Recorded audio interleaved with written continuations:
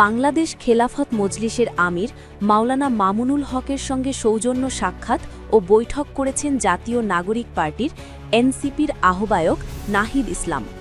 সোমবার ১২ জানুয়ারি বিকালে মামুনুল হকের বাসায় এ সাক্ষাৎ অনুষ্ঠিত হয়। এক বার্তায় এ সাক্ষাতের বিষয়ে জানিয়েছে এনসিপি।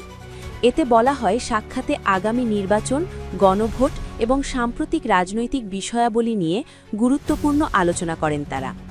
পৃথক বার্তায় বাংলাদেশ খেলাফত মজলিস জানিয়েছে, ঘণ্টাব্যাপী বৈঠকে দেশের চলমান রাজনৈতিক পরিস্থিতি, সাম্প্রতিক রাজনৈতিক সমীকরণ এবং ভবিষ্যৎ করণীয় নিয়ে বিস্তারিত আলোচনা করেন মামুনুল হক ও নাহিদ ইসলাম।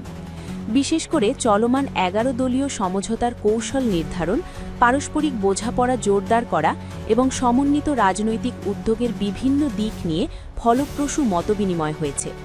বৈঠকে জাতীয় স্বার্থ, দেশের